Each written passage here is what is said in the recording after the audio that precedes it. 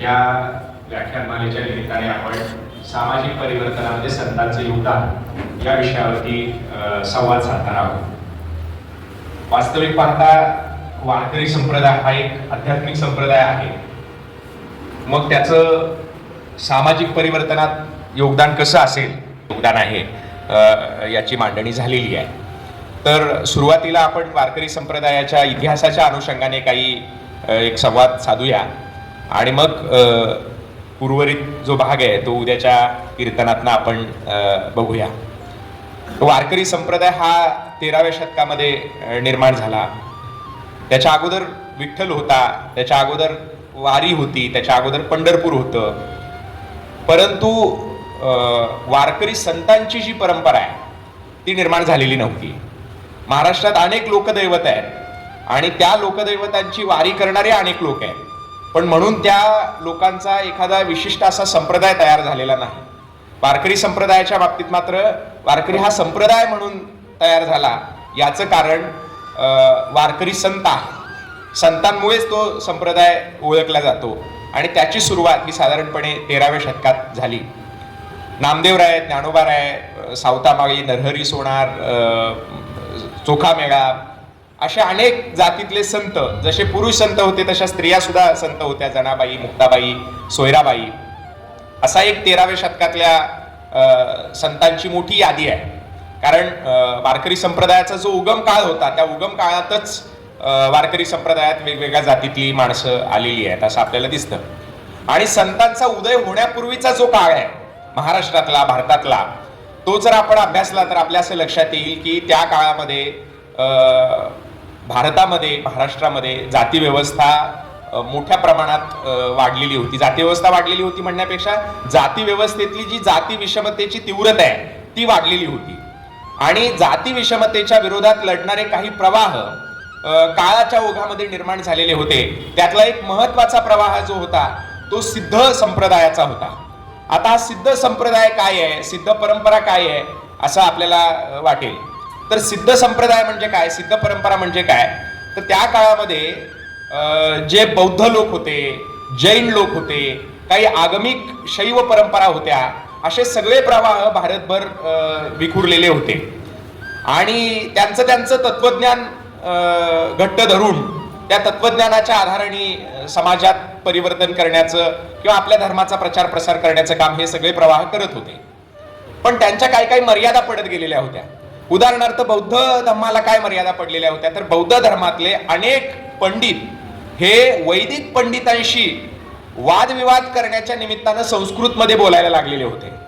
मुळात गौतम बुद्धांनी लोकभाषा वापरलेली होती, पाली भाषेतून सगळं त्यांचं तत्वज्ञान मांडलेलं होतं। संस्कृत भाषा ही मुठभर लोकांची भाषा आहे, आम जनतेची ती भाषा नाही आहे, पण तरी सुद्धा संस्कृत भाषा हीच धर्मभाषा आहे असं मानून आपल्या समाजात जो काही वर्णवर्चस्वाद निर्माण झालेला होता त्याला शह देण्यासाठी म्हणून बुद्धांनी मुद्दाम पाली भाषेमधून त्यांचं तत्वज्ञान मांडलेलं होतं। जैन धर्माने सुद्धा त्यांचं तत्वज्ञान हे अर्धमागधी भाषेतून मांडलेलं होतं, म्हणजे लोकभाषेतून हे सगळे प्रवाह निर्माण झालेले होते। पण काळाच्या ओघामध्ये जे वैदिक पंडित होते त्या वैदिक पंडितांशी वादविवाद करण्याच्या निमित्तानं जैन आणि बौद्ध धर्मातले अनेक पंडित हे संस्कृत भाषा वापरायला लागलेले होते। दुसरं काय झालेलं होतं, तर जैन बौद्ध जे धर्म आहेत किंवा अशाच प्रकारचे इतर धर्म आहेत त्यांच्यामध्ये ब्रह्मचर्याला जास्त महत्व आहे। तर हे ब्रह्मचर्याला महत्व असल्यामुळं जी संसारिक लोक आहेत ती त्याच्यापासून थोडी बाजूला जायला लागलेली होती। विशेषतः जैन धर्मामध्ये अनेक काटेकोर नियम आहेत अहिंसेच्या संदर्भामध्ये, आहाराच्या संदर्भामध्ये। त्याच्यामुळं जे सामान्य संसारिक लोक आहेत ते त्या प्रवाहापासून तुटायला लागलेले होते।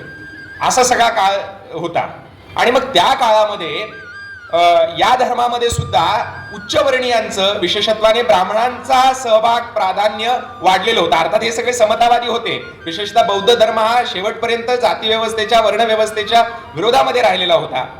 परंतु त्या काळातलं जे एकूण वातावरण तयार झालं त्याच्यामुळे या धर्मांमध्ये उच्चवर्णीयांचं प्राबल्य वाढलेलं होतं। अशा काळामध्ये एकूण बहुजन समाजाने जे एक बंड केलं ते बंड म्हणजे सिद्ध परंपरा आहे। जैन धर्मातले काही सिद्ध बौद्ध धर्मातले काही सिद्ध, आगमिक शैव परंपरेतले काही सिद्ध, असे सगळे सिद्ध लोक एकत्र आले आणि त्यांनी एक कॉमन मिनिमम प्रोग्राम तयार केला.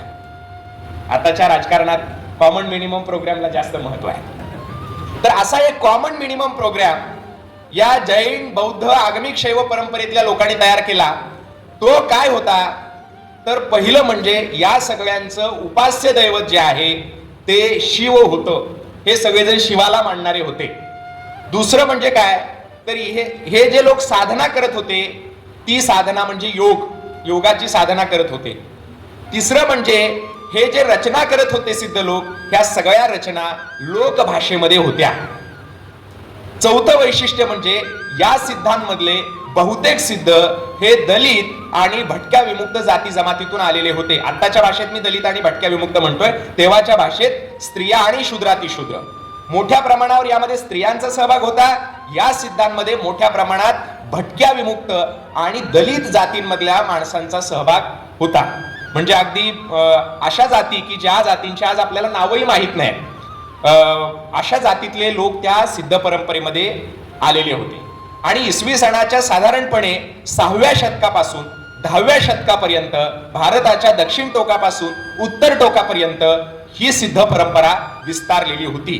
म्हणजे याच्यात शिव हे उपास्य दैवत, योग ही साधना, लोकभाषेचा पुरस्कार करून लोकभाषेमध्ये पदांची रचना, दलित आणि बहुजनांचा मोठ्या प्रमाणामध्ये सहभाग, स्त्रियांचा सहभाग, ही त्यांची वैशिष्ट्ये होती. 6वं वैशिष्ट्य होतं हे सगळे वेद प्रामाण्य नाकारणारे होते. या सिद्धांनी वेदाला नकार दिला आणि वेदाच्या प्रामाण्याच्या ऐवजी अनुभवाचं प्रामाण्य मानलेलं होतं. म्हणजे वेद प्रामाण्याला नकार हे या सिद्ध परंपरेचं एक वैशिष्ट्य होतं. 7वं वैशिष्ट्य म्हणजे हे देहालाच देवालय मानणारे होते. मंदिराची वेगळी व्यवस्था नव्हती, ते देहालाच मंदिर मानत होते. देह हेच देवालय, ही या सिद्ध परंपरेची धारणा होती. त्यामुळे वेद प्रामाण्याला नकार, लोकभाषेचा पुरस्कार, देह हेच देवालय, शिव हे उपास्य दैवत, योग ही साधना, शूद्रांचा आणि अतिशूद्रांचा मोठ्या प्रमाणावरती सहभाग, स्त्रियांचा कैवार, यज्ञयागादी कर्मकांडाला नकार दिलेला होता आणि त्याच्या ऐवजी त्यांनी चित्तशुद्धीला महत्व दिलेलं होतं. मनाची शुद्धता करण्याला त्यांनी महत्व दिलेलं होतं. अशी सगळी या सिद्धांची वैशिष्ट्ये होती. आणि सगळ्यात महत्वाचं वैशिष्ट्य म्हणजे त्यांच्या परंपरेमध्ये ब्रह्मचर्याला महत्व नव्हतं. ते एखाद्या स्त्रीसोबत सहजीवन जगण्याला प्राधान्य देणारे होते. म्हणजे आधीच्या परंपरेमध्ये जो ब्रह्मचर्याचा महिमा होता किंवा आधीच्या बहुजनवादी परंपरांमध्ये संस्कृत भाषेचं जे स्तोम वाढत चाललेलं होतं आणि या सगळ्याचा परिणाम म्हणून उच्चवर्णीयांचं त्या त्या धर्मातलं अस्तित्व वाढत चाललेलं होतं. त्याला शह देण्यासाठी सिद्ध परंपरा निर्माण झाली आणि 6व्या शतकापासून 10व्या शतकापर्यंत ही परंपरा मोठ्या प्रमाणामध्ये सगळीकडे पसरली. ही झाली सिद्धांची परंपरा. या सिद्धांच्या परंपरेचं भारतातलं सगळ्यात मोठं जर केंद्रस्थान कुठलं असेल तर ते होतं श्रीशैलम पर्वत. आंध्रामध्ये श्रीशैलम पर्वत नावाचा जो पर्वत आहे त्या पर्वतावर हे सगळे लोक एकत्र जमायचे आणि तिथं सगळे चर्चा, वादविवाद व्हायच्या. 84 सिद्ध आणि 64 योगिनी म्हणून जे काय आपण ऐकतो ते हे 84 सिद्ध आणि 64 योगिनी म्हणजे ही सिद्धांची बहुजनवादाची एक मोठी परंपरा मध्यकाळामध्ये निर्माण झालेली होती. आणि त्यांचं केंद्रस्थान हे श्रीशैलम पर्वत होतं. अशी साधारणपणे सिद्धांची परंपरा. पण या सिद्धांच्या परंपरेमध्ये नंतरच्या काळात काही प्रमाणामध्ये वामाचार वाढायला लागला. म्हणून सगळी वैशिष्ट्ये जशीच्या तशी ठेवली, फक्त एक वैशिष्ट्य बदललं, ते म्हणजे या सिद्धांच्या परंपरेमध्ये ब्रह्मचर्याला महत्व दिलेलं नव्हतं. बाकी सिद्धांची वैशिष्ट्ये जशीच्या तशी स्वीकारली आणि ब्रह्मचर्याला पुन्हा एकदा महत्व देऊन एक नवा पंथ उदयाला आला. तो पंथ म्हणजे नाथ संप्रदाय. सिद्धांच्या परंपरेतून हा नाथ संप्रदाय उदयाला आला. नाथ संप्रदायाची आणि सिद्धांची वैशिष्ट्य सगळी समान आहेत. फरक फक्त एकाच मुद्द्यावर आहे, तो म्हणजे ब्रह्मचर्याच्या मुद्द्यावरती फरक आहे. सिद्ध परंपरा ब्रह्मचर्य मानणारी नाही, नाथ संप्रदाय मात्र ब्रह्मचर्याला महत्व देणार आहे. या सिद्ध परंपरेमध्ये कोण कोण होतं तर सरहप्पा, ज्याला द्वितीय बुद्ध असं म्हटलं गेलेलं आहे, हे सिद्ध सरहप्पा यांच्यापासून ही परंपरा सिद्धांची सुरू झालेली होती. आणि त्या परंपरेमधलं अलीकडच्या म्हणजे सिद्ध परंपरा असताना चाललेल्या काळातलं नाव म्हणजे मच्छिंद्रनाथ. हे मच्छिंद्रनाथ त्या स्त्री पर्वतामध्ये स्त्रियांच्या वेड्यामध्ये होते आणि तिथून त्यांना गोरखनाथांनी चलो मच्छिंदर गोरख आया असं म्हणून जे बाहेर काढलं, अशा प्रकारची कथा आहे. म्हणजे थोडक्यात गोरखनाथांनी जो नाथ संप्रदाय निर्माण केला त्याचा प्रवास सिद्ध परंपरेतलं ब्रह्मचर्य टाळून बाकी सिद्धांची वैशिष्ट्ये जशीच्या तशी घेऊन हा नाथ संप्रदाय उभा राहिला. आणि मग नाथ संप्रदायानं जे काही सामाजिक योगदान दिलं ते सुद्धा महत्वाचं होतं.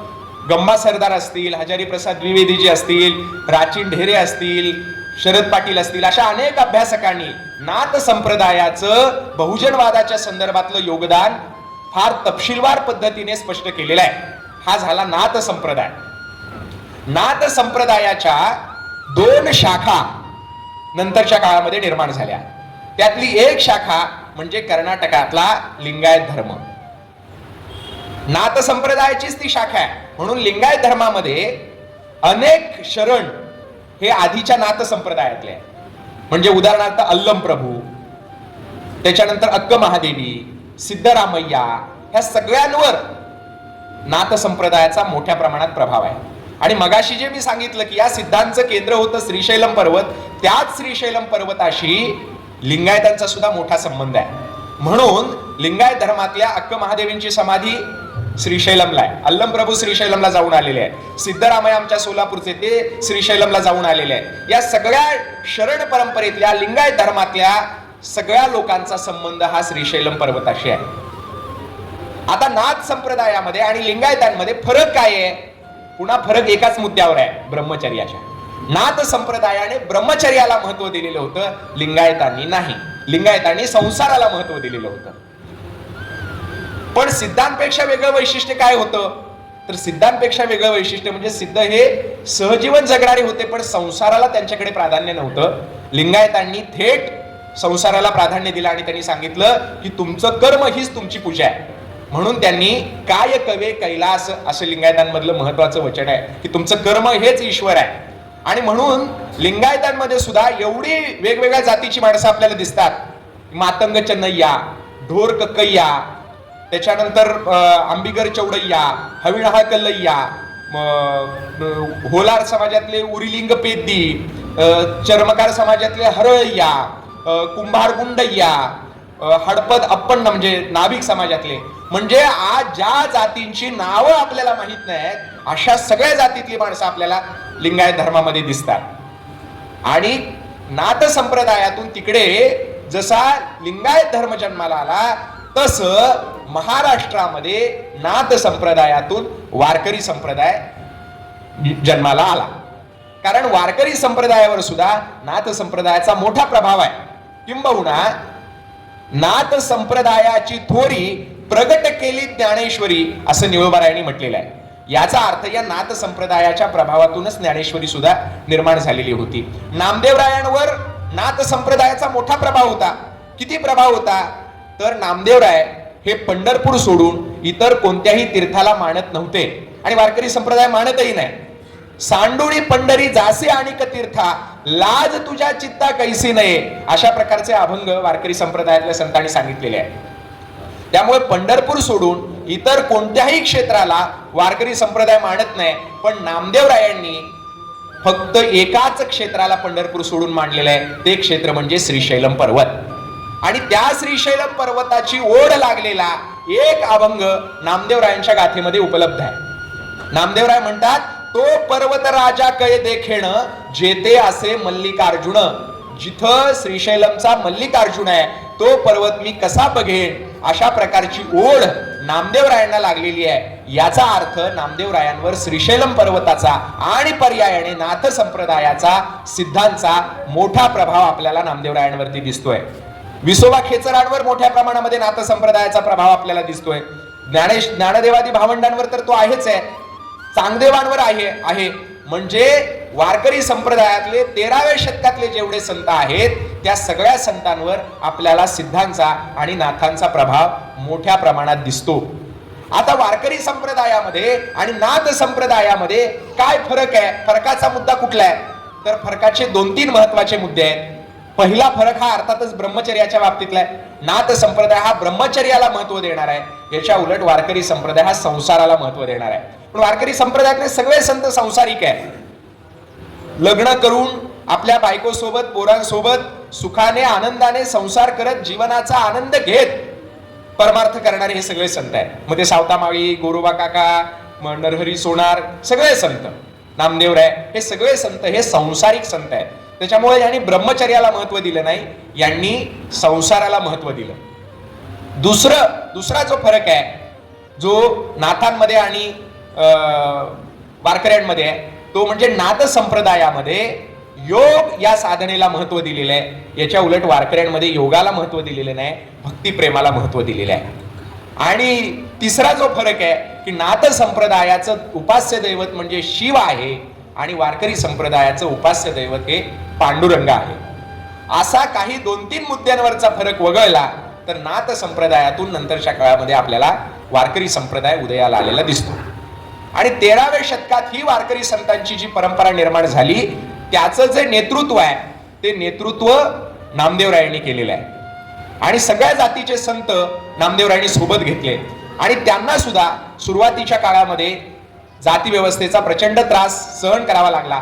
आपल्या सगळ्यांना माहिती आहे की नामदेवराय एकदा औंढ्या नागनाथाच्या मंदिरामध्ये गेले आणि त्या औंढ्या नागनाथाच्या मंदिरामध्ये कीर्तन करायला लागले. या मंदिराचा सुद्धा एक इतिहास आहे की हे मंदिर पाशुपत शैव पंथातलं मंदिर होतं. औंढ्या नागनाथाचं जे मंदिर आहे ते पाशुपत शैव क्षेत्रातलं मंदिर आहे. आणि पाशुपतांचं काय म्हणणं आहे तर पाशुपतांच्या मंदिरांमध्ये जसं समोरून एक दरवाजा असतो मंदिराला, तसा पाठीमागून एक दरवाजा असतो. म्हणजे 2 दरवाजे, एक पार्श्व दरवाजा आणि एक समोरचा दरवाजा. आणि त्या मंदिरामध्ये जाऊन समोरच्या बाजूने दर्शन घ्यायचं नाही तर काय करायचं तर पाठीमागच्या बाजूने दर्शन घ्यायचं. आणि मंदिरामध्ये जाण्याचा अधिकार कुणाला तर फक्त भरटकांना. भरटक म्हणजे कोण तर ते पुजारी, त्या पाशुपत पंथातले पुजारी. आणि हा भरटक कुठल्याही जातीचा असू शकत होता, त्याच्यासाठी विशिष्ट जातीचाच पाहिजे, ब्राह्मणच पाहिजे असं नाही, सगळ्या जातीचे भरटक असू शकत होते. तर हे जे भरटक आहेत हे त्या मंदिरामध्ये पूजा करायचे आणि पाठीमागच्या बाजूने नमस्कार बाकीच्या लोकांनी करायचा अशी साधारणपणे पद्धत होती. परंतु नंतरच्या काळामध्ये हा पाशुपत पंथाचा प्रभाव ओसरायला लागला आणि नेमक्या त्याच काळामध्ये नामदेवराय त्या मंदिरामध्ये गेले आणि आतले जे पुजारी होते ते ब्राह्मण भरटक होते आणि त्यांनी काय केलं, नामदेवरायांना त्या मंदिरातून हकललं, बाहेर काढलं. कारण तुम्ही शिंपी जातीचे आहात त्यामुळे तुम्हाला या मंदिरात यायचा अधिकार नाही असं म्हणून नामदेवरायांना त्या मंदिरातून ढकलून बाहेर काढलं. नामदेवरायांनी त्या प्रसंगाचं वर्णन केलेलं आहे. नामदेवराय म्हणतात, टाल बिना लेकर नामा राहुल में गया, पूजा करते ब्राह्मणोने उन्हें बाहेर ढकाया. मी टाळ आणि विणा घेऊन मंदिरामध्ये कीर्तन करायला गेलो होतो पण पूजा करणाऱ्या ब्राह्मणांनी मला बाहेर ढकललं. पुढे ते काय म्हणतात, नाना वर्ण गाऊ का, एक वर्ण का दूध, तुम कहा के ब्राह्मण हम कहा के सूद.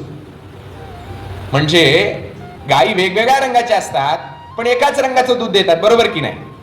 काही गायी काळ्या रंगाच्या असतात, काही तांबड्या रंगाच्या असतात, काही पांढऱ्या रंगाच्या असतात, काही कोशा रंगाच्या असतात. पण सगळ्या गायी दूध कोणत्या रंगाचं देतात, पांढऱ्याच रंगाचं देतात. आता तांबड्या रंगाची गाय आहे म्हणून ती तांबड्या रंगाचं दूध देते का, नाही. काळ्या रंगाची गाय आहे म्हणून काळ्या रंगाचं दूध देते का, कोशा रंगाची गाय आहे म्हणून कोशा रंगाचं दूध देते का, नाही. पांढऱ्या रंगाची गाय म्हणून पांढऱ्या रंगाचं दूध देते का, नाही. तुम्ही चहाच्या गडबडीत आहे, दुधाचा चहा प्यायला लागलाय ना तुम्ही. कोणत्या रंगाचं दूध देते, पांढऱ्याच रंगाच्या सगळ्या गायी दूध देतात. तसं नामदेवराय म्हणतात, मी जरी माणसं जरी वेगवेगळ्या जाती वर्णातली असली तर त्या जाती वर्णाला काय अर्थ नाही, सगळी माणसं ही इथून तिथून माणसंच आहेत. म्हणून नामदेवराय म्हणतात, नाना वर्ण गाऊ का, एक वर्ण का दूध, तुम कहां के ब्राह्मण हम कहां के शूद्र. तुम्ही कुठून ब्राह्मण झाला ना आम्ही कुठून शूद्र झालो, इथून तिथून आपण सगळी माणसं म्हणून सारखी आहोत. पण नामदेवरायांचा हा युक्तिवाद त्यांना काही पटत नाही. शेवटी नामदेवराय पाठीमागच्या दरवाजाकडे जातात, पाठीमागच्या बाजूला जातात. आता हे पाशुपत पंथाचं मंदिर असल्यामुळे पाठीमागं पण दरवाजे, पुढं पण दरवाजे, आत शिवलिंग आहे. नामदेवराय पाठीमागच्या बाजूने गेलेले आहेत. आता लोक कुणाच्या बाजूने गेले, पाठीमागं आले. पण लोकांनी प्रश्न विचारला की तुम्ही औंढ्या नागनाथाला पाठ करून कीर्तन कसं काय करता. मग नामदेवरायांनी त्यांना सांगितलं की पाठ करून कीर्तन करण्यामध्ये काही वेगळं नाही आहे. याचं कारण मुळात ह्या पाशुपंथांच्या परंपरेमध्ये पाठीमागूनच नमस्कार करायचा, विपरीत नमस्कार पद्धती असा शब्द प्रयोग आहे त्यांच्या सगळ्या श्लोकांमध्ये. तर मुळात पाशुपत पंथामध्ये पाठीमागच्या दरवाजाच्या बाजूनेच नमस्कार करण्याची परंपरा असल्यामुळं पाठीमागे कीर्तन केलं तरी काही फरक पडत नाही. म्हणून नामदेवराय पाठीमागच्या बाजूने कीर्तन करायला लागले, लोक ऐकायला लागली. आता आपल्यासारखा एखादा माणूस गेला तर कुठल्या बाजूला मंदिराचा दरवाजा असं वाटेल? पाठीमागच्याच वाटणार ना. कारण जर समजा मूर्ती असली असती तर मूर्तीचं तोंड ज्या बाजूला तो दरवाजा असा म्हणता आला असतं. शिवलिंग असल्यामुळं त्याची सन्मुख बाजू कोणती आणि विनमुख बाजू कोणती हे कळेना. पाठीमागचा दरवाजा कोणता आणि पुढचा दरवाजा कोणता हेही कळेना. आणि ज्या दरवाजाच्या समोर कीर्तन चालू आहे, जिथं गर्दी आहे, तो दरवाजा कुठला लोक समजणार? कुठला? समोरचा दरवाजा समजणार. आणि जो खरोखरचा समोरचा दरवाजा होता त्याला लोक काय समजणार? म्हणजे देऊळ 180 अंशामध्ये फिरलेला आहे. म्हणून तुकोबारायांनी वर्णन केलं. काय वर्णन केलं? फिरविले राऊळ जगा माझी ख्याती, नामदेवा हाती दूध प्याला. राऊळ फिरवला आणि जी क्रांती केली, हे देऊळ त्याने असं फिरवलं. जी समोरची बाजू होती ती पाठीमागची केली आणि जी पाठीमागची होती ती समोरची केली. एवढा चमत्कार करण्याचं धाडस कुठल्या संतांमध्ये आहे का? देवळाच्या बाजू बदलण्याचं सामर्थ्य कुठल्या संतांमध्ये आहे का? आणि ही देवळाची बाजू बदलल्याची कीर्ती संपूर्ण भारतामध्ये नव्हे जगामध्ये झाली. फिरविले राऊळ जगा माझी ख्याती तुकोबाराय म्हणतात. जगामध्ये संपूर्ण नामदेवरायांची ख्याती झाली. आणि मग नामदेवरायांचा प्रभाव उत्तरोत्तर वाढत गेला. नामदेवराय पंजाब पर्यंत गेले. विनोबांनी असं म्हटलेलं आहे की तो जो जगत जेता सिकंदर होता तो अख्खं जग जिंकत आला होता. तलवारीच्या बळावर त्यानं अख्खं जग जिंकलं होतं, पण तलवारीच्या बळावर जग जिंकणाऱ्या सिकंदरला पंजाब जिंकता आला नाही. तो पंजाब प्रेमाच्या बळावर नामदेवरायांनी जिंकून दाखवला. जगत जेत्या सिकंदरलाही जिंकता आला नाही. तिथं नामदेवांचा एवढा प्रभाव निर्माण झाला की शीख धर्माच्या धर्मग्रंथामध्ये नामदेवरायांची 61 पद समाविष्ट केलेली आहे. लक्षात घ्या, त्यांचे जे 10 गुरु आहेत शिखांचे, त्यांची सुरुवात गुरु नानकांपासून होते. नानकांच्या अगोदरच्या ज्या संतांची पद गुरु ग्रंथ साहिबामध्ये समाविष्ट केलेली आहेत त्यात सर्वाधिक पद कबीरांची आहेत आणि त्यांच्या खालोखाल आपल्या नामदेवरायांची आहेत. कबीरांची 200-250 पद त्यांनी घेतलेली आहेत आणि नामदेवरायांची 61 पद घेतलेली आहेत. मग त्याच्या खालोखाल रविदास ज्यांची 40 पद गुरु ग्रंथ साहिबामध्ये घेतलेली आहेत. एका वेगळ्या परंपरेतल्या वेगळ्या धर्मातल्या माणसानं लिहिलेल्या 61 पदांना शीख धर्मी आणि त्यांच्या धर्मग्रंथामध्ये स्थान दिलेलं आहे. हा नामदेवरायांचा प्रभाव आहे. आज शेकडो वर्षानंतर सुद्धा जर आपण पंजाबमध्ये गेलो तर आपल्याला नामदेवरायांचा प्रभाव दिसतो. शीख धर्मातल्या अनेक धर्मगुरूंनी असं सांगितलेलं आहे, त्यांचे जे 10 गुरु झाले त्यातल्या काही धर्मगुरूंनी, की नामदेवामध्ये आणि नारायणामध्ये भेद नाही. देवा समान नामदेवरायांना आजही पंजाबातले लोक, शीख लोक मानतात. बरं, एकट्या पंजाबात प्रभाव आहे का नामदेवरायांचा? एकट्या पंजाबात नामदेवरायांचा प्रभाव नाही. आजच्या गुजरातमध्ये जे नरसिंह मेहता होऊन गेले त्यांनी गुजरातीमध्ये हरमाळा लिहिलेली आहे. त्या हरमाळेमध्ये आपल्या नामदेवरायांचे उल्लेख आहे. पंजाब असेल, गुजरात असेल, राजस्थानमध्ये रविदास असेल, मीराबाई असतील, धन्ना जाट असतील, दादू दयाळ असतील, या सगळ्या संतांच्या पदांमध्ये आपल्या नामदेवरायांचे उल्लेख आहे. एका राजस्थानमध्ये नामदेवरायांची 300 देवळं आहेत. 300. पांडुरंगाची सुद्धा एवढी मंदिरं राजस्थानमध्ये नाहीत तेवढी मंदिरं आपल्या नामदेवरायांची. 300 मंदिरं, त्याच्यापेक्षा जास्त मंदिरं आपल्याला राजस्थानमध्ये नामदेवरायांची सापडतात. पंजाब असेल, गुजरात असेल, राजस्थान असेल, दिल्ली असेल, एवढंच काय, आजच्या अफगाणिस्तान, पाकिस्तानापर्यंत नामदेवरायांच्या प्रभावाच्या पाऊलखुणा आहे. आमचे तुषार रामटेके आलेले आहेत, ते महानुभव पंथाचे आहेत. वारकरी संप्रदायाच्या काळामध्येच पंजाब पर्यंत आणि तिकडं पार अफगाणिस्तानापर्यंत महानुभव, काबूल, कंदाहार पर्यंत महानुभव पंथाचा प्रसार झालेला होता. म्हणजे आपली मराठी माणसं महानुभव, वारकरी या माध्यमातून तिकडे उत्तर भारतामध्ये पोहोचलेलीच होती. नंतर पुन्हा राज्य करण्याच्या निमित्ताने तिकडे पोहोचलेली आहे. म्हणजे नामदेवरायांचा एवढा मोठा प्रभाव होता. नामदेवरायांनी काय महत्वाची कृती केली तर नामदेवरायांनी सगळ्यात महत्वाची कृती केली ती म्हणजे जे जेवणावरचे जातीय निर्बंध होते, ज्याला रोटीबंदी असा शब्द वापरला जातो. रोटीबंदी, बेटीबंदी अशा ज्या काही बंदी आहेत त्यातली रोटीबंदी एक. म्हणजे आपल्यापेक्षा खालच्या मानल्या गेलेल्या जातीतल्या व्यक्तीच्या संपर्कात आलेलं अन्न आणि पाणी वरच्या जातीतल्या लोकांनी खायचं किंवा प्यायचं नाही, अशा प्रकारचा नियम आहे. आणि तो नियम किती काटेकोरपणे पाळला जात होता याचं एक उदाहरण मी सांगतो. एक शिवनाथ शास्त्री नावाचे शास्त्री होते, त्यांनी त्यांचं आत्मचरित्र लिहिलंय. त्या आत्मचरित्रामध्ये हा प्रसंग आलाय. शिवनाथ शास्त्री म्हणतात की ते जेव्हा इकडे दक्षिण भारतामध्ये आले होते आणि त्यांनी एक आंघोळ केली आणि त्यांच्यावर बहिष्कार टाकला. का आंघोळ केल्यावर बहिष्कार टाकला? तर त्या आंघोळी करता त्यांनी जे पाणी वापरलेलं होतं ते पाणी एका कोमटी जातीच्या व्यक्तीने तापवलेलं होतं. पिलं मी म्हणत नाही, त्याने पिलं नव्हतं, फक्त कोमटी जातीच्या व्यक्तीनं तापवलेल्या पाण्याची आंघोळ केली म्हणून त्या शिवनाथ शास्त्रींवर बहिष्कार टाकला होता. हे कुठल्या काळातलं सांगतोय मी? 19व्या-20व्या शतकातलं सांगतोय. 13व्या शतकामध्ये नामदेवराय दलित असलेल्या चोखोबारायांच्या घरी जाऊन जेवण केलेले आहे. दलिताच्या घरी जेवण करण्याचं धाडस त्यांनी दाखवलेलं आहे.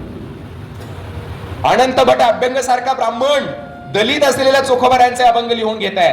परिसा भागवतासारखे ब्राह्मण नामदेवरायांना गुरु मानताय. हे सोपं नाही. अलीकडच्या काळातलं एक उदाहरण सांगतो. एक स्त्रीची भूमिका करणारे एक मोठे कलावंत होते. त्यांचं नाव आपल्यापैकी बऱ्याच जणांना माहिती आहे. काय आहे? बालगंधर्व. जातीने ब्राह्मण होते आणि संगीत सूर्य केशवराव भोसले जन्माने मराठा होते. आणि त्या दोघांनी एकत्र एक भूमिका केलेली होती एका चित्रपटामध्ये म्हणा किंवा नाटकामध्ये.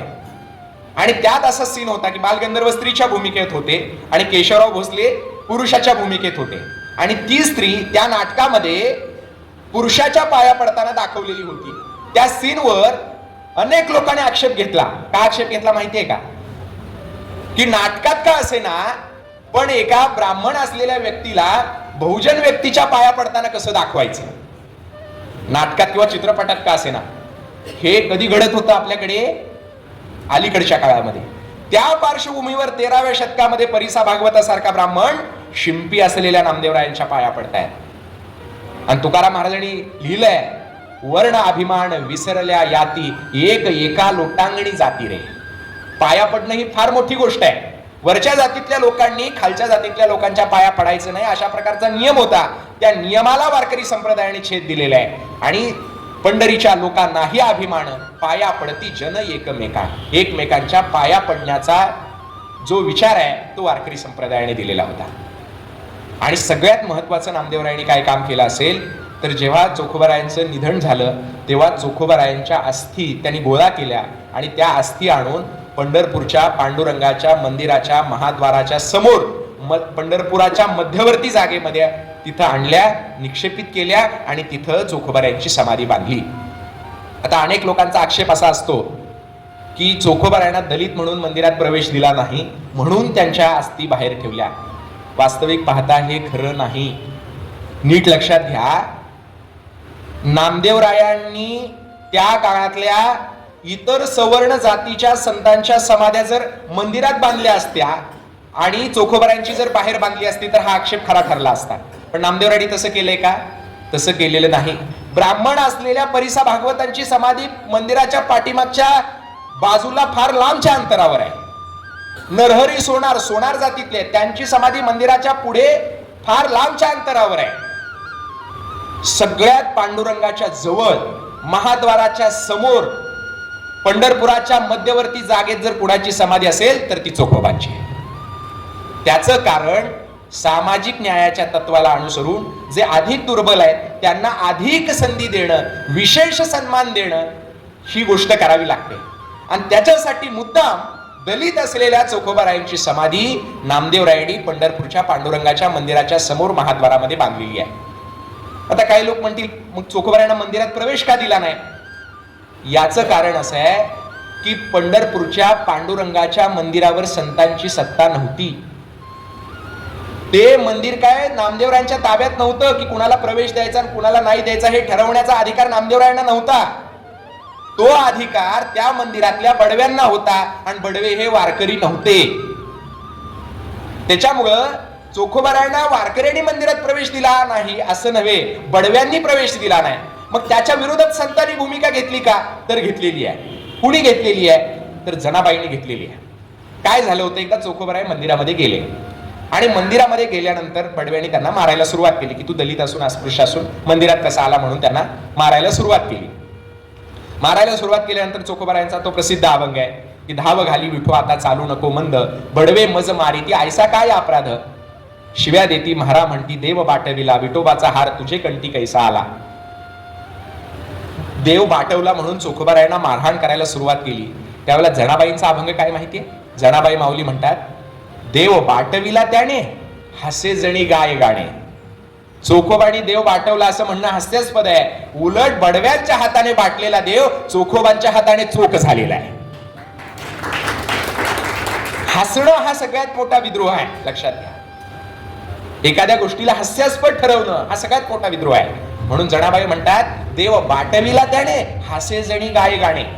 आणखी एक पद्धत त्या काळामध्ये होती, ती म्हणजे सहसा आता एखाद्या गावची दिंडी जर पंढरपूरला गेली तर त्या दिंडीतले जे दलित वारकरी आहेत ते नगर प्रदक्षिणा मार्गाच्या बाहेर थांबायचे, कारण त्यांना मंदिरामध्ये प्रवेश नव्हता. आणि चुकून एखादा दलित वारकरी जर मंदिरात गेला तर आपलं पावित्र्य नष्ट होईल, म्हणून त्या त्या गावातली वारकरी ती काळजी घ्यायची. हे नंतरच्या काळातलं मी सांगतोय बरं का. पण संतांच्या काळामध्ये असंच होतं, पण वारकरी तसं करत नव्हते, बडवे त्यांना मंदिरामध्ये प्रवेश देत नव्हते. पण यात्रा काळामध्ये चुकून एखादा दलित वारकरी जर मंदिरात गेला तर काय करायचं? कारण त्या काळात काय कास्ट सर्टिफिकेट नव्हते ना, जातीचे दाखले नव्हते. म्हणजे आता निवडणुकीच्या काळात कुठल्याही जातीचा दाखला मिळतो तो भाग वेगळा, पण त्या काळामध्ये जातीचा दाखला नसल्यामुळे कळायचं कसं? जर एखादा दलित चुकून यात्रा काळामध्ये मंदिरात गेला तर आपला देव बाटेल, म्हणून बाटलेल्या देवाला शुद्ध करण्यासाठी यात्रा संपल्यानंतर एक पूजा विधी करून शुद्ध केलं जायचं. त्या पूजा विधीचं नाव आहे प्रक्षाळ पूजा. ही प्रक्षाळ पूजा केली जायची आणि यात्रा काळात चुकून बाटलेला देव शुद्ध केला जायचा. जर चुकून बाटला असेल तर शुद्ध करावं म्हणून. आणि त्यामध्ये पवमान अभिषेक केला जायचा आणि प्रक्षाळ पूजा केली जायची.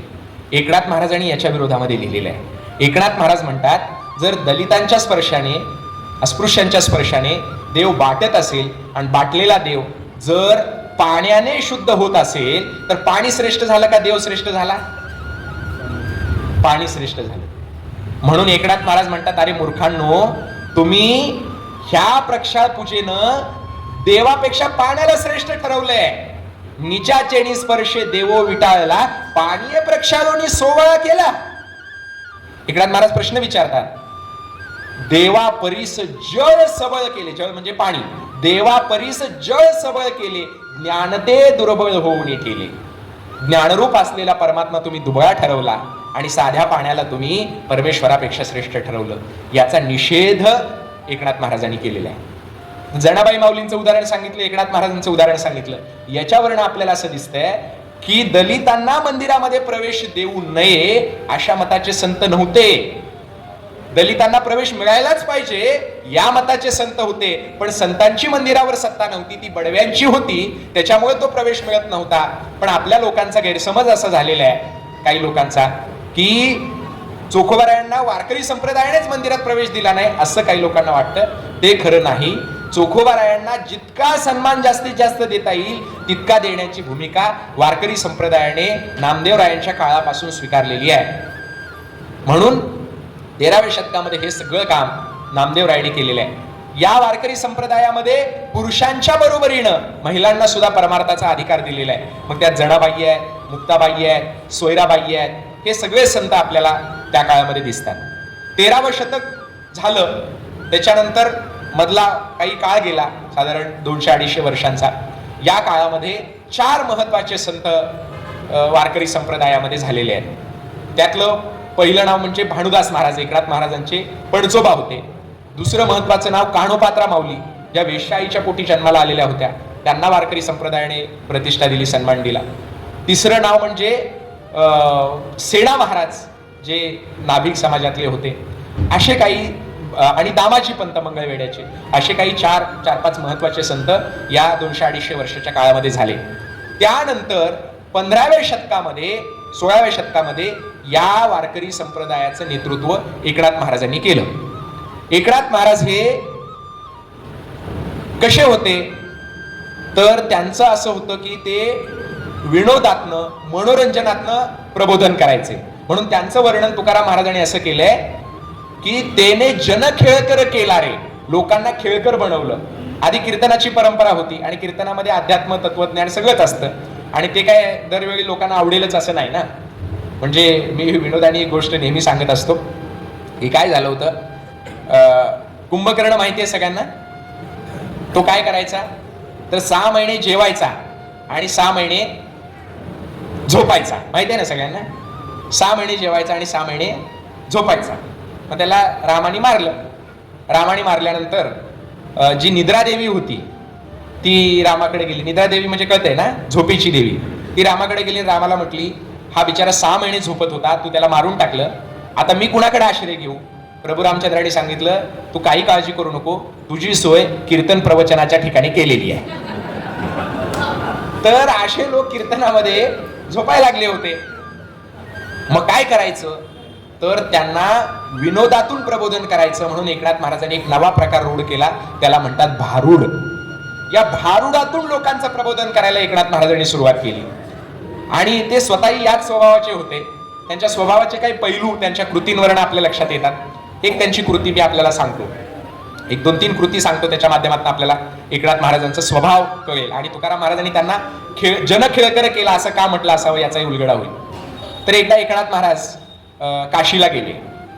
काशीला कशा करता गेले तर तिथं एक कावडीचं कर्मकांड होतं. एका कावडीमध्ये गंगेतलं पाणी भरायचं आणि ते आणून दक्षिण समुद्रामध्ये रामेश्वरला ओतायचं आणि तिथलं पाणी घ्यायचं आणि आणून काशीमध्ये गंगेत ओतायचं, अशी एक पद्धत होती. असे कर्मकांड होतं आणि अनेक लोक त्या प्रकारचं कर्मकांड करायचे. तर एकनाथ महाराज त्याच्यात सामील झाले. त्यांनी काशीच्या गंगेतलं पाणी घेतलं आणि निघाले. आणि जाताना वाटेमध्ये त्यांना काय दिसलं, गाढव दिसलं.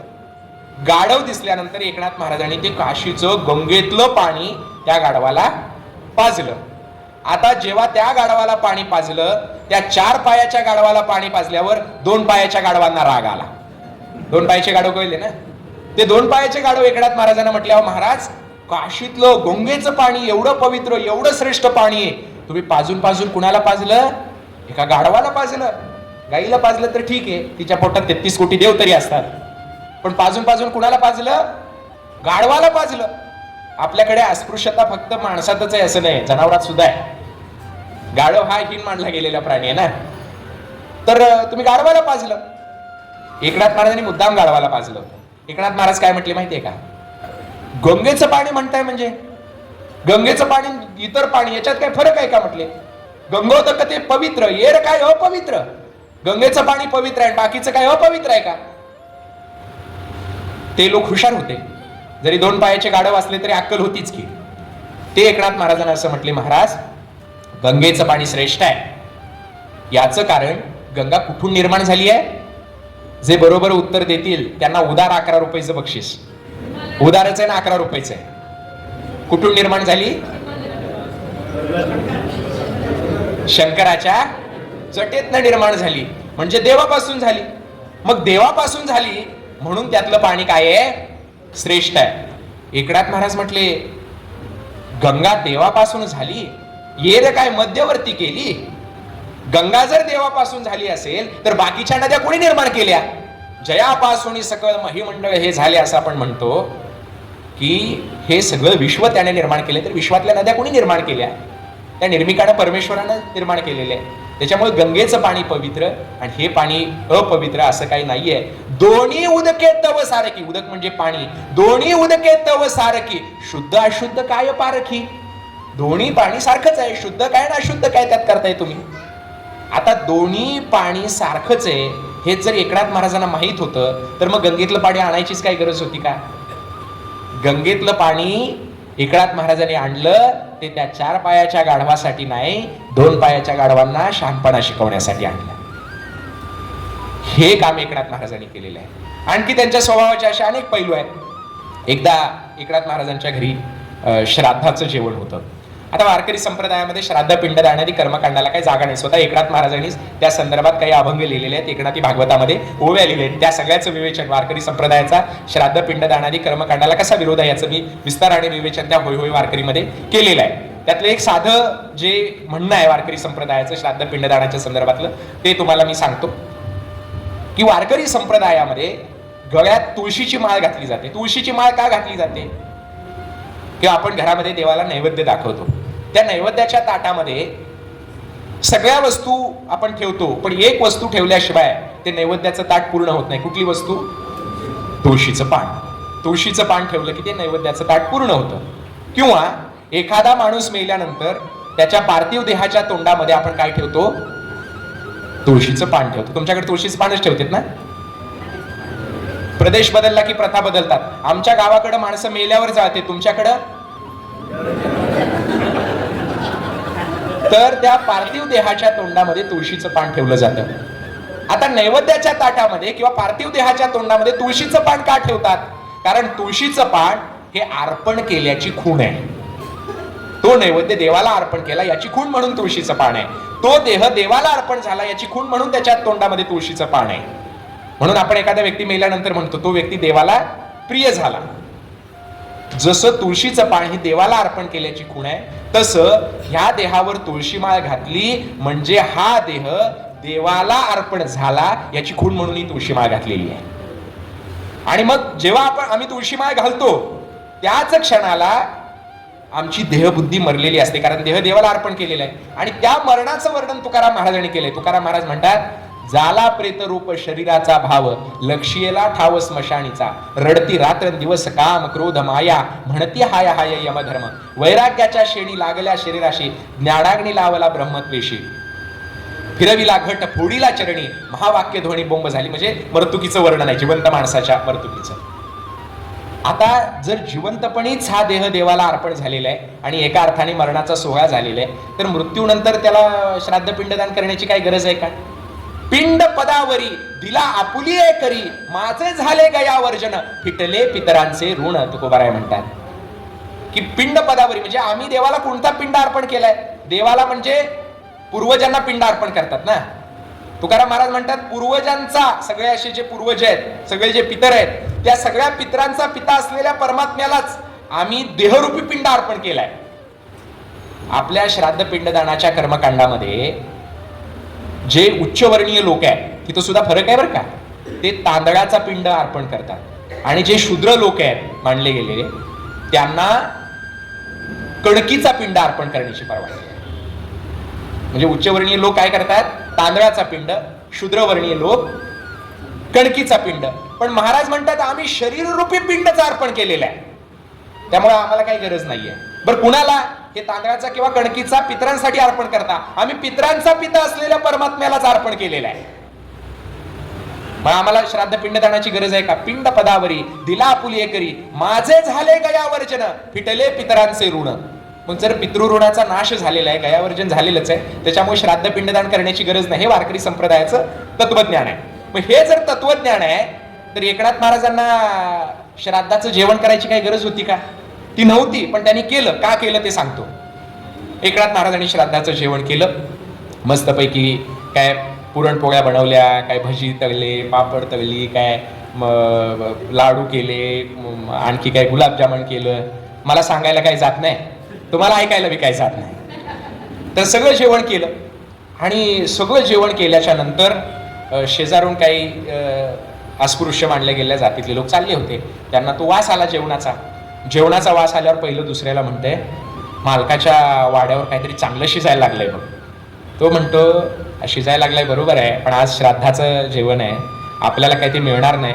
जर ते उरलं, शिळपाक झालं तर दुसऱ्या दिवशी आपल्याला मिळेल. पण त्या काळातली परिस्थितीच तशी होती. कर्ममेळा जे चोखोबारांचे चिरंजीव आहेत ते वर्णन करतात, जन्म गेला उष्टे खाता, लाज नये तुमच्या चित्ता. आपले उष्ट्याचे मालक आपण, आपल्याला काय मिळणार? हे कुणी ऐकलं? एकनाथ महाराजांनी ऐकलं. आणि एकनाथ महाराज खाली आले आणि त्या दोघांना म्हणले, इकडे या. पहिलं दुसऱ्याला म्हणते, तुला का उगज वास घेतला रे, उगज वास घेतला. आता आपल्याला घरात नेऊन बदडून काढणार. एकनाथ महाराजांनी घरात बोलवलं. दोघं जण घरात आले. पहिलं दुसऱ्याला म्हणते, तुला का उगच वास घेतला रे, उगच वास घेतला. बामणाचं घर आहे रे, घरात घालून हाणते ती रे, घरात घालून हाणते ती. पुन्हा दोघं जणांना जेवायला बसवलं.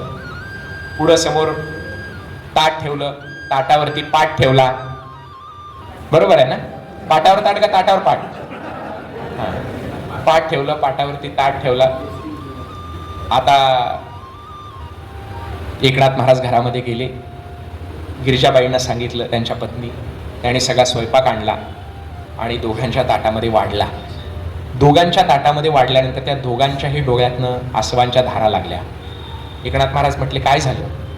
त्या दोघांनी सांगितलं, आमच्या वाड्यातले लोक 4-5 दिवसांपासून घरची बायका, पोरं, लेकरं उपाशी आहेत आणि त्यांना सोडून एवढं चांगलं जेवण आम्हाला गिळत नाही आहे. एकनाथ महाराज म्हटले, काही काळजी करू नका, अजून तुमच्या वाड्याला पुरेल एवढं जेवण आहे. त्या दोघांनी चांगलं जेवण केलं, सगळ्यांना जेवण दिलं. आणि ही गोष्ट कोणाला कळली? सोहळ्यातल्या गड्यांना, ज्यांना पितर म्हणून जेवायचं निमंत्रण दिलं होतं त्यांना. आता त्यांना थोडा राग येईल का? श्राद्धाचा एक महत्वाचा नियम आहे, लक्षात घ्या, की श्राद्धामध्ये पितर म्हणून ज्या व्यक्तीला आपण बोलवलेलं असतं तो व्यक्ती आपल्या जातीतलाच लागतो. इतर जातीतला व्यक्ती पितर म्हणून चालत नाही. आणि तो व्यक्ती येऊन त्या दिवशी जेवण करेपर्यंत देवाला सुद्धा नैवेद्य दाखवायचा नसतो. माणसाला सोडा, देवाला सुद्धा नैवेद्य दाखवायचा, कारण त्या दिवशी कुणाचा मान असतो? पितरांचा मान असतो. गीतेमध्ये याचं वर्णन आलेलं की पितराचा प्रतिनिधी म्हणून जातीतला माणूस जेवल्याशिवाय देवाला सुद्धा नैवेद्य दाखवला जात नाही. 15व्या-16व्या शतकामध्ये एकनाथ महाराज देवाला सोडा, दलित लोकांना बोलवून घेऊन पितरांचे प्रतिनिधी म्हणून जातीतले लोक जेवण्याच्या अगोदर त्यांना जेवण घालतायत. काय क्रांती असेल, काय समतावाद असेल. आता एकनाथ महाराजांना माहित होतं श्राद्ध पिंडदानाचं कर्मकांड वारकरी संप्रदायामध्ये नाहीये, त्यांनी स्वतः स्पष्ट केलेलं आहे. मग त्यांनी श्राद्ध पिंडदानाचं कर्मकांड का केलं? कारण या कर्मकांडातनं त्यांना समतेचा संदेश द्यायचा होता. अशा ते स्वतः दलित असलेल्या राणू महाराजच्या घरी जाऊन जेवलेले होते. म्हणजे थोडक्यात असे वेगवेगळे प्रयोग एकनाथ महाराजांनी त्यांच्या संपूर्ण आयुष्यामध्ये केलेले आहेत. भारुडातनं लोकांचं प्रबोधन केलेलं आहे. आणि एकनाथ महाराजांनी जन खेळकर केला, या तुकोबरायांच्या उक्तीप्रमाणे खेळकर केलेला आहे. म्हणून एकनाथ महाराजांचा प्रभाव सगळ्या पुढच्या पिढ्यांवर आहे. प्रबोधनकार केशव सीताराम ठाकरे यांनी एकनाथ महाराजांवर खरा ब्राह्मण नावाचं एक नाटक लिहिलं होतं. केवळ ते नाटक लिहिलं म्हणून प्रबोधनकारांच्या घरावर आगीचे गोळे फेकले होते. त्याच्या विरोधात सनातन्यांनी कोर्टामध्ये गेलेले होते. त्यांचं नाटक बंद पाडण्याचा प्रयोग झालेला होता. त्यांच्या घरासमोर मेलेलं गाढव आणून टाकलं होतं. नुसतं नाटक लिहिलं म्हणून प्रबोधनकारांना जर एवढा त्रास झाला असेल तर ते जगणाऱ्या एकनाथ महाराजांना किती त्रास झाला असेल. पण तो सगळा छळ सहन करत त्यांचा पोटचा मुलगा रागावून रुसून काशीला निघून गेला, पण एकनाथ महाराजांनी त्याची पर्वा केली नाही. एकनाथ महाराजांनी हे कार्य वारकरी संप्रदायाच्या माध्यमातून सुरू ठेवलं. 16व्या शतकामध्ये म्हणजे 1599 साली एकनाथ महाराज 66व्या वर्षी समाधीस्थ झाले.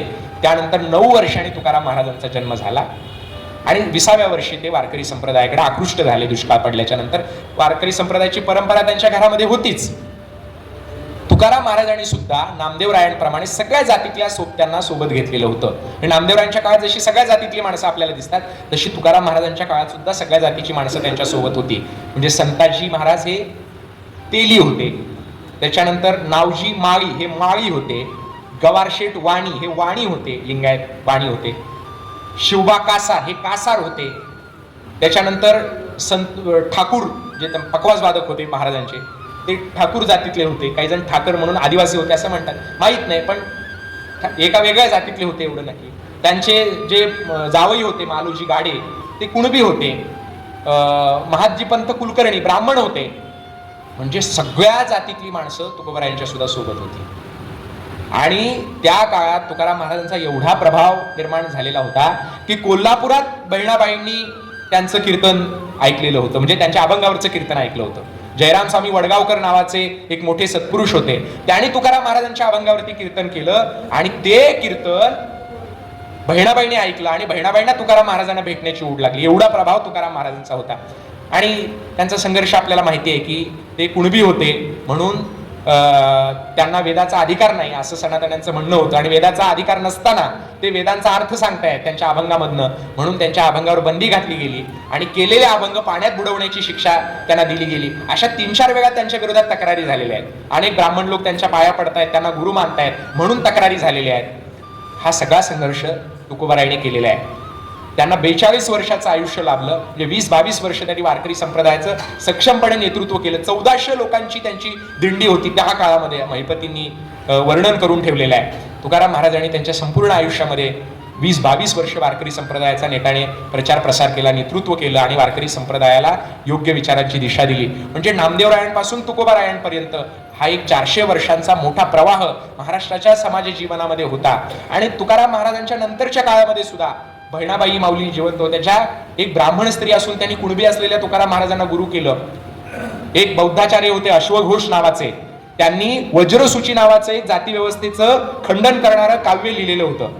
त्याची पण एक चांगली गोष्ट आहे की प्रभा नावाच्या एका मुलीवर त्यांचं प्रेम होतं आणि ती ब्राह्मण नव्हती ती मुलगी. तर मग ते आपल्या आंतरजातीय विवाहाचं स्पष्टीकरण देण्यासाठी त्यांनी तो वज्रसूची नावाचा ग्रंथ लिहिलाय. तर ह्या वज्रसूचीचा मराठीमध्ये अभंग अनुवाद करण्याचं काम बहिणाबाईंनी केलेलं आहे. जाती व्यवस्थेचं खंडन करणारं हे काव्य आहे. आणि पतीचा मंबाजीचा विरोध होता की तुम्ही ब्राह्मण असून कुणबी असलेल्या तुकाराम महाराजांना गुरु करू नका. स्वप्नीचा उपदेश गुरु केला शूद्र, तोही बळीभद्र ज्ञानहीन, अशी त्या मंबाजीची प्रतिक्रिया त्यांनी त्यांच्या आत्मचरित्रामध्ये नोंदवलेली आहे. बहिणाबाईंना प्रचंड मोठा संघर्ष करावा लागला, पण त्यांनी तो संघर्ष केला. बहिणाबाई माऊली, कचेश्वर भटब्रह्मे, निळोबाराय, तुकोबारायांचे धाकटे चिरंजीव नारायण महाराज आणि नंतरच्या काळामध्ये मल्लप्पाण्णा वास्कर वगैरे अशा सगळ्या लोकांनी तुकाराम महाराजांनंतर वारकरी संप्रदाय टिकवला. पुढच्या काळामध्ये पेशवाई आली. पेशवाईमध्ये वारकरी संप्रदायावर अनेक निर्बंध आले. तुकाराम महाराजांच्या अभंगांना शूद्र कवण असं म्हणून पेशव्यांनी अपमानित करण्याचा प्रयत्न केला. त्याच्या विरोधात मोरोपंतांनी आर्या लिहिलेले आहे. श्रीवर्धनला एका कीर्तनकाराने कीर्तनामध्ये तुकाराम तुकाराम असं भजन करायला सांगितलं, तर त्या कीर्तनाला उपस्थित असलेल्या ब्राह्मण श्रोत्यांनी चिडून त्यांना विरोध केला आणि त्यांनी सांगितलं की आम्ही वरच्या जातीतले आहोत, आम्ही तुकाराम महाराजांचं भजन करणार नाही. आणि त्याच्या विरोधातल्या तक्रारीचे कागद उपलब्ध आहेत. म्हणजे पेशवाईमध्ये या प्रकारची बंधनं यायला सुरुवात झाली.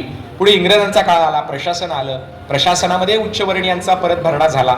तर त्यामुळे वारकरी संप्रदायावर अधिकाधिक बंधनं येत गेली. वारकरी संप्रदायाचं वैदिकीकरण करण्याचा प्रयत्न या काळामध्ये मोठ्या प्रमाणावरती होत गेला. तर असा सगळा हा वारकरी संप्रदायाचा मोठा इतिहास आहे. हा जो तुकाराम महाराजांनंतरच्या काळातला वारकरी संप्रदाय आहे, हा आपल्याला कधी ऐकायचा असेल, जर बरं वाटलं असेल आजचं, तर आपण पुढच्या वेळी तो प्रयत्न करूया. जर कधी योग आला तर, जसा आत्ता आलेला आहे. आणि उद्याच्या कीर्तनाला सुद्धा आपण यावं. गेल्या काही महिन्यांपासनं या कार्यक्रमाचं आयोजन करण्यासाठी आदरणीय विजय बाभुळकर सर प्रयत्न करत आहेत. त्यांच्यासोबत बाबा बिडकर, अनुज हुलके अशी जी मंडळी अलीकडच्या काही महिन्यांमध्ये आमच्या गाठीभेटी झाल्या आणि त्या निमित्ताने आमचा परिचय वाढला. त्यांना असं वाटत होतं की मी नागपूरमध्ये यावं, बोलावं, पण काही वेळ काळ जुळत नव्हता. आज तो जुळून आला. काल चांदूर बाजारला आलो होतो आणि त्यानिमित्तानं इकडे नागपूरला आता आलो. तुमच्या सगळ्यांची भेट झाली, ही आनंदाची गोष्ट आहे. वारकरी संप्रदायाचं सामाजिक परिवर्तनातलं जे योगदान आहे, स्त्रियांच्या, शूद्रांच्या उन्नतीसाठी त्यांनी प्रयत्न केले, कर्मकांड नाकारलं, सामान्य जनतेचं उन्नयन केलं. अशा प्रकारची एक महत्त्वाची ऐतिहासिक कामगिरी वारकरी संतांनी 400-500 वर्षाच्या काळामध्ये केली. हा सगळा इतिहास आपल्यासाठी गौरवाचा आहे, आपल्यासाठी अभिमानाचा आहे. असा हा सगळा वारकरी संप्रदायाचा इतिहास या निमित्ताने समजून घेता आला. आपण सगळ्यांनी अत्यंत ताकदीने प्रयत्न करून हा सुंदर कार्यक्रम आयोजित केला. शेंडे सरांनी हा सगळा संस्थेचा हॉल या कार्यक्रमासाठी उपलब्ध करून दिला. चोपडे सर वर्ध्याहून आलेले आहेत. सगळ्यांचा खूप आनंद वाटतो की आपल्या सगळ्यांची भेट झाली. अशा प्रकारचा हा कार्यक्रम आपण आयोजित केला, त्याबद्दल आपले आभार मानतो आणि थांबतो. रामकृष्ण हरी. धन्यवाद. नमस्कार दोस्तों, हमारे न्यूज़ चैनल न्यूज़ इंडिया को लाइक कीजिए, शेयर कीजिए, अनसब्सक्राइब कीजिए. हम मिलेंगे फिर. धन्यवाद.